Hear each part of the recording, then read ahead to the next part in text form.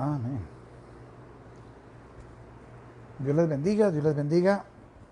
Vamos a continuar con esta serie que hemos estado tomando durante algunos miércoles.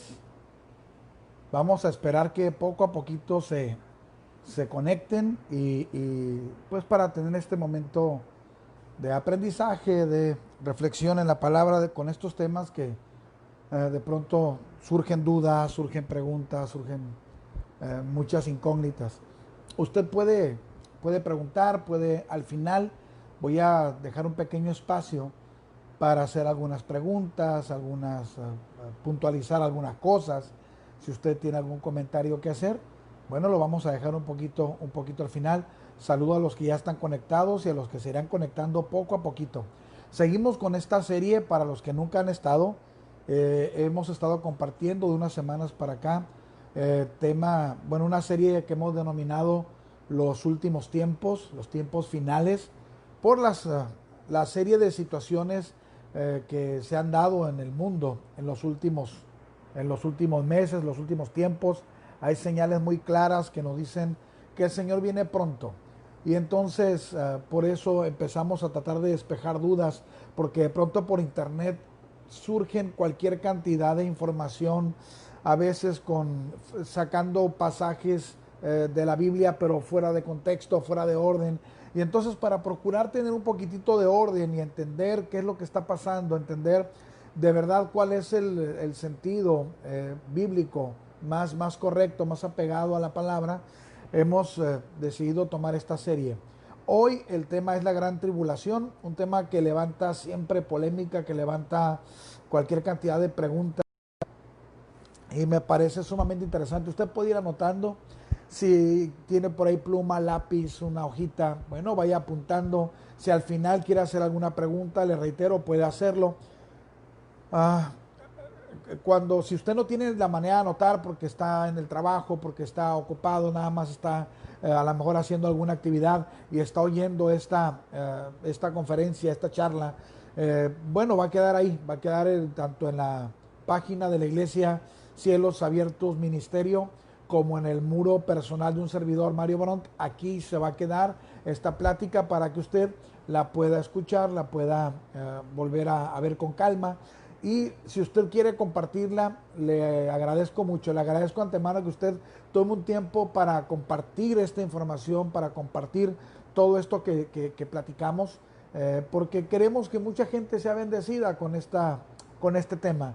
Queremos que mucha gente despeje sus dudas, sus interrogantes, y si usted nos ayuda a compartir, bueno, será de mucha bendición. Vamos a orar al Señor antes de empezar con esta primera parte. Yo estoy tomando un promedio de 30 minutos para compartir la enseñanza. No es mucho tiempo para explicar un tema tan profundo, por eso lo voy a hacer de una manera a lo mejor sencilla, básica.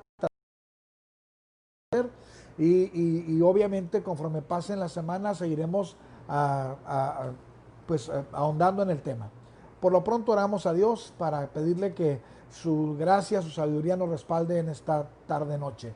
Señor, te agradecemos mucho la oportunidad que nos das de conectarnos, Señor, en esta transmisión. Gracias por la oportunidad que nos das de compartir juntos estos temas que son de sumo interés. Gracias porque estamos muy dispuestos, muy atentos para recibir lo que de ti viene. Señor, estamos viviendo tiempos muy difíciles, estamos viviendo tiempos donde todas las señales nos indican que tú vienes pronto. Tenemos que estar preparados.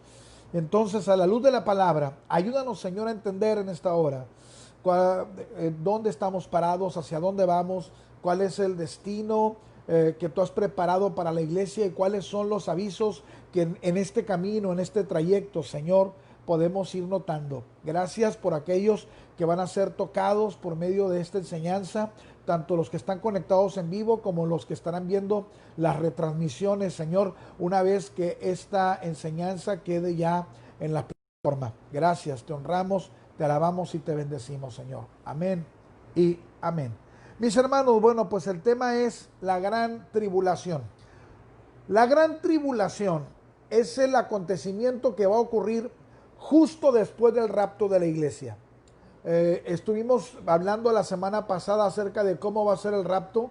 El rapto es cuando la iglesia sea levantada para estar con el Señor en las nubes. La Biblia dice que un día sonará la trompeta, los muertos en Cristo resucitarán primero y luego los que hayamos quedado seremos levantados juntamente con el Señor en los aires. Ok, una vez que seamos arrebatados, que seamos levantados, la Biblia habla que vendrá un acontecimiento llamado la gran tribulación. ¿Por qué se le conoce como la gran tribulación? Porque es un acontecimiento, es un dolor, es una situación tan dura, cual la tierra nunca ha visto nada similar. Hay varias posturas en cuanto, por ejemplo, antes de entrar a la gran tribulación, ahorita que estamos tocando el tema del rapto, o que hablé un poquito del rapto, hay varias posturas en el tema en cuanto a la idea del rapto. Se habla, por ejemplo, de un rapto parcial. Hay quien cree que una parte de la iglesia se va a ir al cielo primero y que después en una como segunda oleada, si le podemos llamar así, creen que será levantada una segunda parte de la iglesia, como que fuera un rapto en dos partes. Esta postura es imposible, es antibíblica. ¿Por qué? Porque niega el hecho de que nosotros, la Biblia dice que somos un cuerpo en Cristo. ¿Cómo es que si somos un cuerpo en Cristo, se va a ir primero una parte del cuerpo y luego se va a otra parte? Si somos un solo cuerpo, tenemos un mismo sentir, fuimos lavados con la misma sangre, entonces todos vamos a ser levantados, porque al final de cuentas, al ser levantados es para que en el cielo se celebre algo llamado las bodas del Cordero, que es esta boda simbólica entre Jesús y la iglesia. Entonces no se puede ir una parte primero y otra parte después, porque el Señor se va a estar casando con la iglesia entera. Entonces esta postura del rapto en partes niega la idea escritural de que en Cristo todos somos un solo cuerpo. En cuanto al rapto y la tribulación, hay tres posturas principales. Hay gente que opina que el rapto será pretribulación, o sea, antes de la tribulación tiene que ser el rapto, lo que significaría que la iglesia no va a atravesar la tribulación o la gran tribulación. Esta es nuestra postura. La postura nuestra, los que pertenecemos por ejemplo, al concilio de las Asambleas de Dios o a doctrinas afines a este movimiento, creemos en el rapto pretribulación. Somos pretribulación. Significa pues que seremos levantados sin pasar por la gran tribulación. Está la otra postura que es la mid-tribulación. ¿Qué significa esto? Hay quienes opinan que la iglesia va a ser levantada a la mitad de la gran tribulación. La gran tribulación, según la palabra, dura 7 años. Ok, hay gente que considera que la iglesia va a ser levantada después de los primeros 3 años y medio. A esta postura la conocemos como mid-tribulación, como a la mitad, mid-tribulación. Y después la tercera postura en cuanto al rapto y la tribulación es hay quienes opinan que está la post-tribulación. ¿Qué significa esto? Los que enseñan esta postura o los que tienen esta posición teológica consideran que la iglesia va a ser arrebatada después de la gran tribulación, después de los 7 años. Eso quiere decir que para estas personas, estos hermanos, la iglesia tiene que atravesar los 3 años y medio de paz y los 3 años y medio donde el anticristo se va a desenmascarar y va a pasar todos los dolores y todos los horrores de la tribulación. Ahora, poco a poco vamos a ir desmenuzando un poquito el sentido de esto. Quienes creen que la iglesia va a pasar toda la tribulación, quienes consideran que la iglesia va a ser post-tribulación o el rapto será post-tribulación, tienen un problema. Ellos consideran que la iglesia tiene que pasar la gran tribulación porque dicen que la iglesia necesita ser purificada. Y entonces la gran tribulación va a servir como una especie de filtro, como una especie de acto purificador para que la iglesia sea lavada y entonces sea digna de llegar al cielo. Esta idea contradice lo que la misma palabra enseña, porque la palabra de Dios nos enseña que la sangre de Jesús ya nos purifica, la sangre de Jesús nos lava de todo pecado y de toda maldad. Si la iglesia necesita la purificación de la gran tribulación, quiere decir entonces que estoy negando la eficacia de la sangre de Cristo. Quiere decir que la sangre de Cristo no es suficiente para lavarme.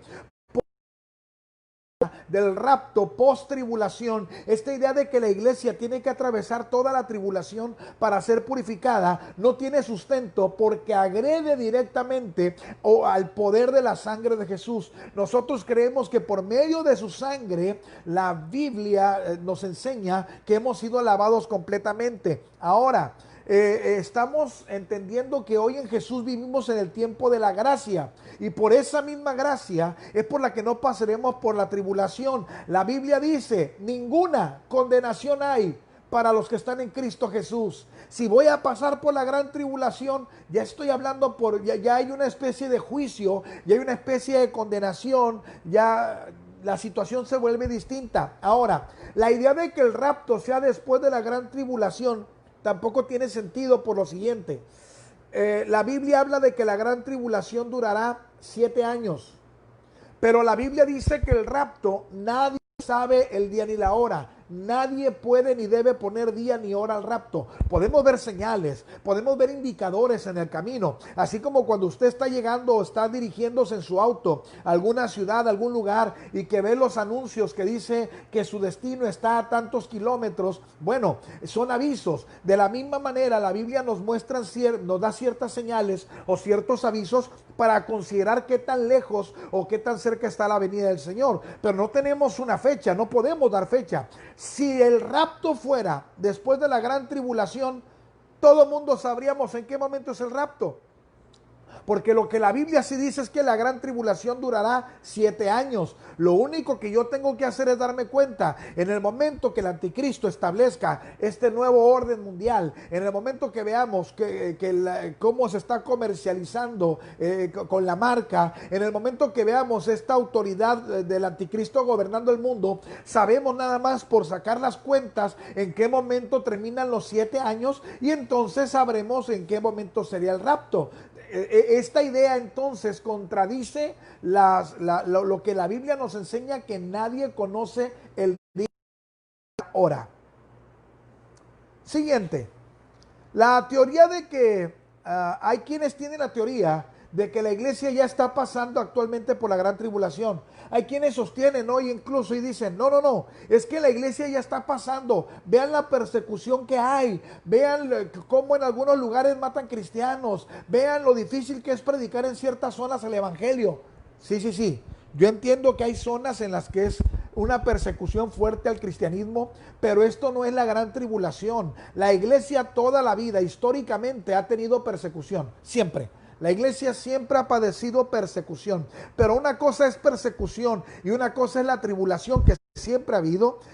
Jesús mismo dijo: en el mundo tendréis aflicción, y siempre la iglesia ha padecido tribulaciones, pero una cosa son las tribulaciones y otra cosa es la gran tribulación. Hay quienes dicen que la iglesia está pasando la gran tribulación, y no puede ser así. La iglesia históricamente ha pasado tribulaciones, pero la gran tribulación dura 7 años, no dura los 2000 años que tiene la iglesia. Entonces no puede ser que estemos pasando en este momento la tribulación, pero siempre ha sido un engaño del diablo. Si recordamos la carta de Pablo a los de Tesalónica, los querían convencer de que lo que les estaba pasando, porque estaban pasando un momento muy difícil, los hermanos de Tesalónica, alguien les dijo: ¿saben por qué están viviendo ustedes esto? Porque Jesús ya llegó y están pasando la gran tribulación. Y el apóstol Pablo les tiene que escribir una carta y decirles: hermanos, que nadie los engañe ni por carta ni por nada de que ya llegó la tribulación. Esto no es así. Y tiene que el apóstol que ubicar a la gente. Entonces, el hecho de que hoy haya cierta persecución y limitación en algunas partes del mundo para el evangelio no quiere decir que esta es la gran tribulación. La Biblia habla incluso diciendo lo siguiente: esta leve tribulación momentánea va a producir en ti cada vez más excelente y eterno peso de gloria. Pero esta es una tribulación leve, momentánea, que al final va a producir gloria. Pero otra cosa es lo que la Biblia define como la gran tribulación. No podemos confundir el tema. Está entonces la idea, permítame un segundo. Espero ser claro con esto. Usted puede ir comentando, puede ir haciéndolo. Doy la bienvenida una vez más a aquellos que ya se están conectando y les pido, si usted quiere que más gente conozca el tema, compártalo, comparte esta enseñanza, ayúdenos compartiéndolo para poder ser de bendición a mucha más gente, por favor. Continuamos entonces. La idea del rapto a la mitad de la tribulación, los mid-tribulación. La Biblia narra que la gran tribulación se divide en 3 años y medio. Los primeros 3 años y medio son de paz de la gran tribulación. Los últimos 3 años y medio son de terror, son de angustia, con un anticristo que ya se ha desenmascarado y que está causando una aflicción mundial terrible. Entonces, hay quienes opinan que como en los primeros 3 años y medio es un tiempo de aparente paz y de aparente seguridad, la iglesia no tendrá ningún problema por atravesar esos primeros 3 años y medio, porque no son tiempos dolorosos, entre comillas. Entonces, pero esta idea divide la tribulación como si fueran 2, y la Biblia no divide la tribulación en 2. La Biblia lo menciona, no lo menciona la pequeña gran tribulación y la gran tribulación. La Biblia hace un consolidado y dice los 7 años, a los 7 años totales de principio a fin, lo vamos a conocer como la gran tribulación, ¿ok? Entonces no podemos dividir esto en 2 partes, porque va a haber al principio aparente paz, pero será simplemente algo aparente, porque va a haber un acomodo tremendo en el mundo. Y estamos entonces los que creemos en el rapto antes de la tribulación. Esta es nuestra postura, explicaba al principio, esta es nuestra postura. La iglesia no va a pasar por tribulación porque no hay lógica en esto, no hay sustento en esto. Todo mundo, el que se ha preparado, el que ha guardado su vida, se va a ir con el Señor. Ahora, no podemos hacer doctrina de esto que voy a comentar, pero bueno, hay Biblia para esto. ¿Qué porcentaje de la iglesia se va a ir al cielo? De la iglesia. ¿Qué porcentaje se va? Si bien es cierto que no podemos hacer doctrina en cuanto a qué número de la gente que va a la congregación, qué número de hermanos se va al cielo, qué número no podemos hacer doctrina. La Biblia nos muestra ejemplos muy claros. Por ejemplo, la Biblia nos habla de la parábola de las 10 vírgenes. 5 estaban preparadas, 5 no estaban preparadas. La Biblia dice que 2 estarán durmiendo, uno se va, otro se queda. 2 estarán trabajando, uno se va, uno se queda. Por lo menos son 3 ejemplos que la Biblia nos marca de un porcentaje muy claro, muy constante. Sería extraño que la Biblia nos marque en un tema que es el mismo referente al rapto, que nos marque siempre el mismo porcentaje para después que los números fueran diferentes. Reitero, no puedo hacer doctrina de esto, pero por lo pronto la Biblia como que daría luz a pensar que la mitad de la iglesia se queda. La mitad de los que dicen asistir a la congregación y ser cristianos, por lo menos la mitad, bíblicamente, en mínimamente 3 ejemplos, se quedan. El asunto está, considera de cuál mitad eres parte. ¿De qué mitad eres parte tú? ¿De qué mitad soy parte yo? ¿De la mitad que se va o de la mitad que se queda? Lo dejamos allá al anecdotario. Hay una gran diferencia entre la iglesia que es fiel, que es firme, que da frutos, y aquellos que son cristianos nominales, aquellos que tienen un cristianismo de nombre, un cristianismo débil, un cristianismo no comprometido. Y entonces este grupo de personas se va a quedar. Hay una parte infiel de la iglesia, hay una parte. Ahora, no podemos señalar quiénes son. Nosotros nunca podemos decir, es que fulanito, fulanita se va a quedar. No estoy diciendo que hagamos un juicio de valores de quién se va y quién se queda. Esa es voluntad y sabiduría y determinación solamente de Dios. Pero sí, la Biblia nos habla claramente que hay gente que no es fiel, y al ser probado y pesado tu corazón, de pronto algunos se quedarán, otros se quedarán. ¿Va a haber oportunidad para esos que se queden de ser salvos? Sí va a haber oportunidad. La Biblia narra que habrá cierta oportunidad para la iglesia infiel en la gran tribulación, así como a los incrédulos de Israel y a los demás gentiles. Va a haber oportunidad en la gran tribulación, sí, porque la Biblia dice, estos son los que lavaron sus vestidos durante la gran tribulación. Habrá dos testigos que estarán predicando en la gran tribulación. Hay quien dice que son Moisés y Elías, hay quien dice que son Enoc y Elías. Yo, aunque igual no podemos afirmar nada, yo en lo particular soy de la idea de que serán los dos testigos Moisés y Elías. ¿Por qué? Por las cualidades que estos testigos la Biblia dice que tienen. Tienen dominio sobre las aguas, dominio sobre el fuego. Entonces, esto un poquito más en las características de Moisés y de Elías. Entonces, quien quiera ser salvo en esa época va a tener que pagar el precio a base de su sangre, a base de muerte. Van a ser torturados, van a ser lastimados, van a ser asesinados. Ahora usted tiene que considerar lo siguiente.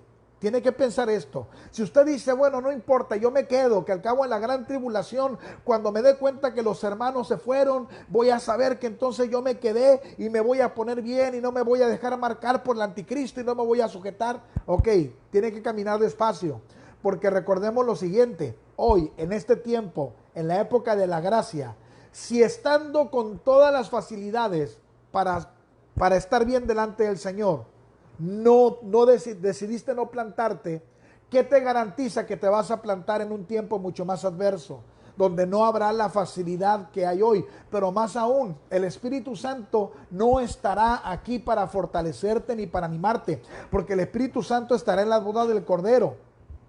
El Señor estará en la tierra, el Espíritu Santo estará en la tierra, sí, en el tema de la omnipresencia. Dios es omnipresente, Él está presente en todo lugar, pero en el caso de su obra, de su ejecución, en el caso de la fortaleza que el Espíritu Santo nos da hoy para salir adelante, eso es un tema muy, muy aparte. El Espíritu Santo estará allá en la boda del Cordero en los 7 años. Eso significaría que quien se quede prácticamente sus propias fuerzas tendrá que soportar la tribulación, el dolor y todo lo que esto represente.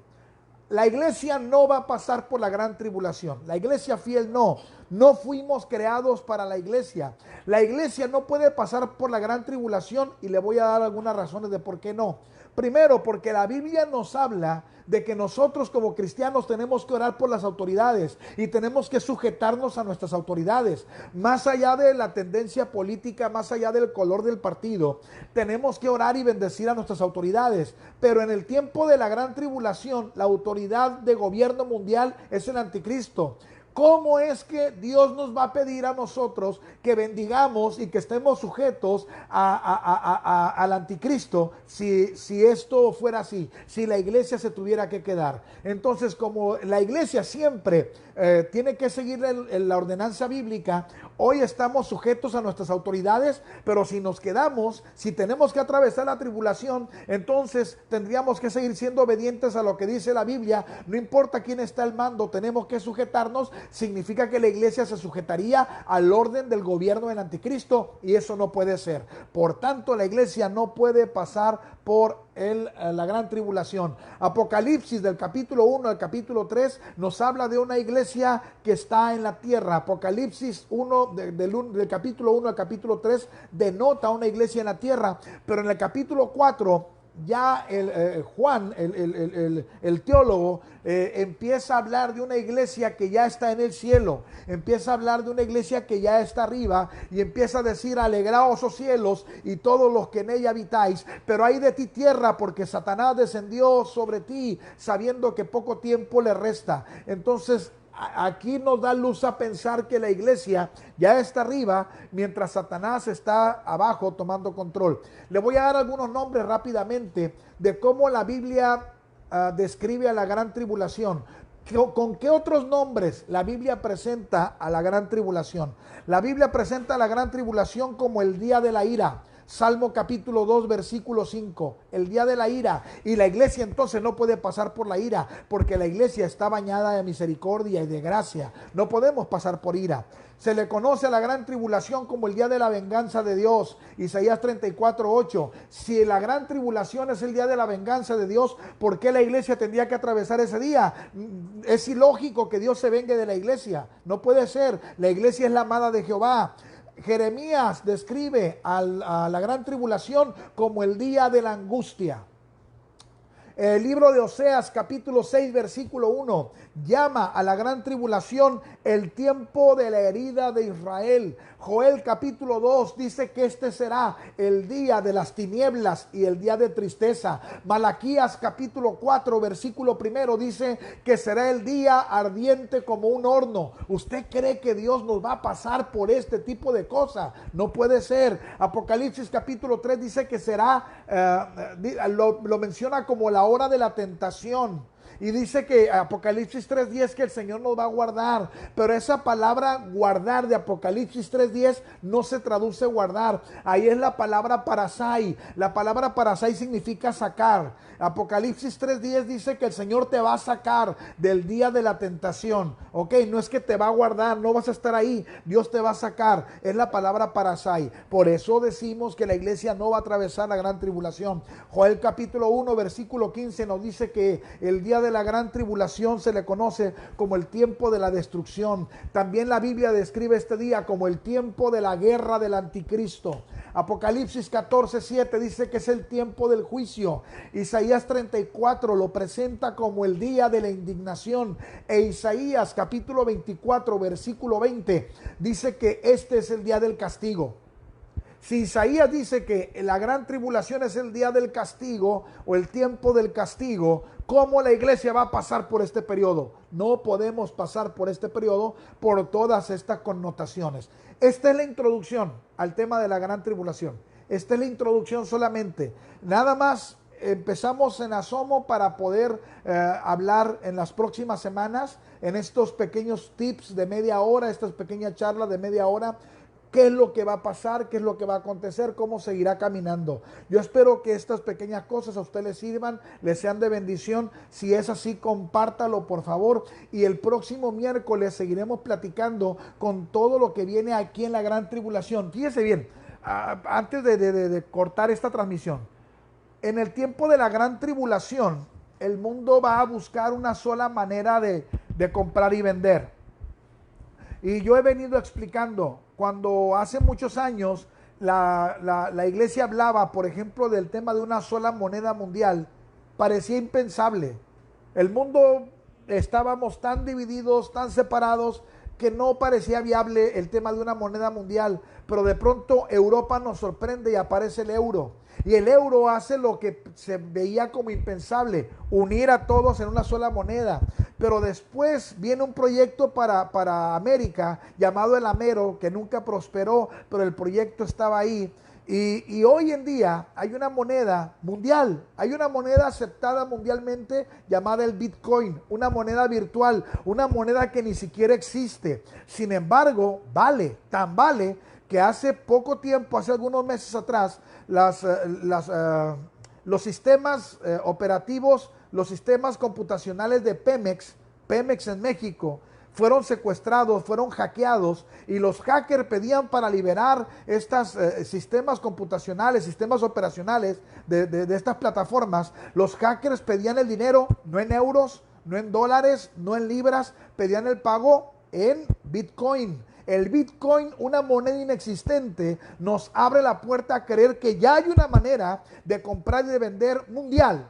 Como nunca lo hubiéramos imaginado, hoy esto ya existe. ¿Qué significa? Que si ya existe una moneda con la cual a nivel mundial se hacen transacciones, entonces quiere decir que esta posibilidad que la Biblia marcaba desde hace mucho tiempo ya es viable.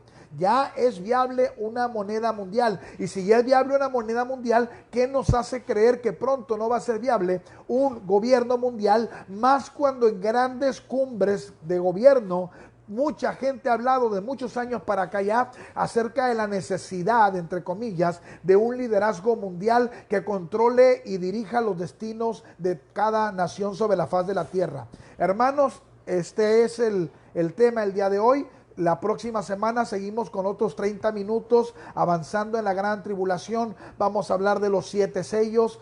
Creo que la próxima semana viene a bien hablar un poquito de los 7 sellos y demás cuestiones de escatología. Sí, agradezco mucho su atención. Voy a dar unos minutitos si alguien quiere comentar algo, preguntar algo. Voy a esperarme unos segundos porque siempre he dicho que quiero permitir que alguien pregunte. si surgiera alguna duda.